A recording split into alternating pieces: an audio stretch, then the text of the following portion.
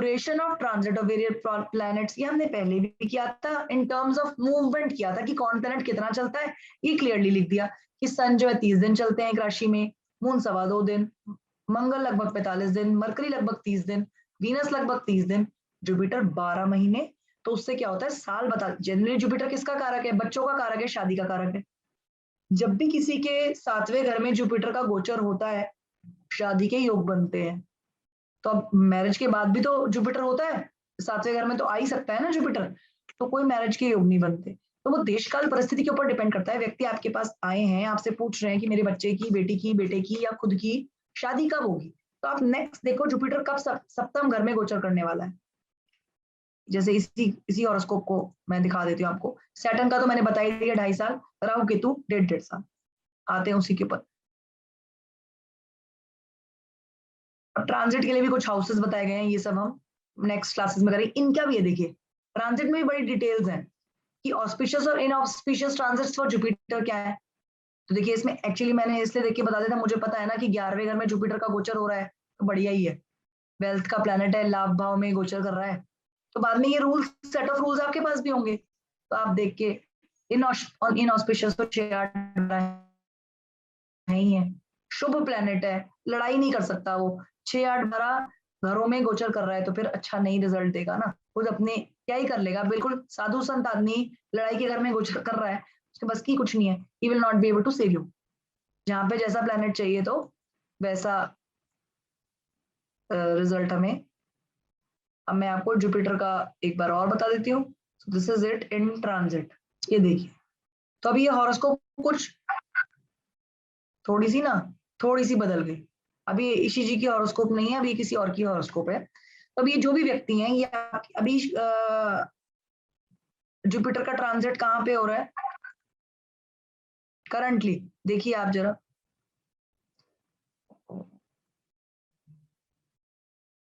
6th house. 6th house में हो रहा है ना जुपिटर, यहाँ पे है ना, आपको सॉफ्टवेयर वाली स्क्रीन दिख रही है ना, आप सभी को सॉफ्टवेयर वाली स्क्रीन दिख रही है ना? यस जी। तो ये देखिए जुपिटर का ट्रांजिट तो इनके 6ठे घर में हो रहा है, जो भी ये व्यक्ति हैं से एबीसी।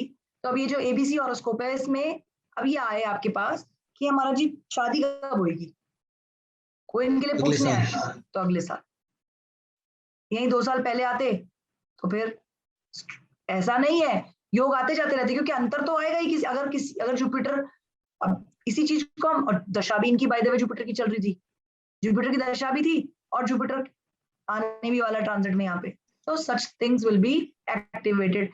नॉट जस्ट शादी, अगले साल के कोई अच्छा बिजनेस लगा सकते हैं आप। पर मैम अगर 8th हाउस में जुपिटर हो और फिर पूछे शादी के लिए तो क्या बोलेंगे? नहीं तो वही तो मैं 7 बात साल कह के रहा बाद। हूँ।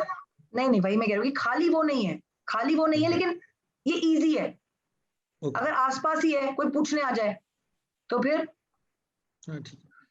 Easy to go. अच्छा फिर ऐसा नहीं है 8th में है तो ठीक है, वैसे तो 12 साल बाद आएगा, लेकिन अंतर तो देगा ना अपना बीच में, केतु की दशा चल रही होती है तो भी तो आएगा ना, 2-4 महीनों में, 6 महीनों में, 1.5 साल में अंतर तो आएगा ही जुपिटर का, जो मर्जी दशा चल रही होती, अंतर दशा में तो आएगा ही, जुपिटर एक्टिवेटेड तो होगा ही। और फिर जुपिटर देखता भी है, इस बात को भी मत भूलें, उसकी 5, 7, 9 दृष्टियां भी तो होती हैं, तो जुपिटर ठीक है अष्टम में होता, कोई बात नहीं, अष्टम में होता और वो आपसे पूछते कि शादी कब होगी, तो 1, 2, 3, 4, 5, 6, 7 दूसरे घर में फैमिली एडिशन हो सकता था, पहली बात तो तभी भी कह सकते हैं। फिर 9, 1, 2, 3, 4, 5, 6, 7, 8, 9, तो फिर आप क्या बोलते कि अगले साल। फिर पंचम में आएगा, फिर इस तरह से 2-3 साल के बाद फिर ज्यादा अच्छा चांस बनेगा, सप्तम को देख लेगा फिर अपने आप, या लग्न पे करता है ना तो भी अच्छा है, 1, 5, 9 तीनों को घेर लेता है, 7वीं दृष्टि से लग्न को, सप्तम को देख लेता है, और 5वीं दृष्टि से पंचम हाउस को देखता है, और 9वीं दृष्टि से लक को देख लेता है, तो ये बहुत अच्छा कॉम्बिनेशन बन जाता है।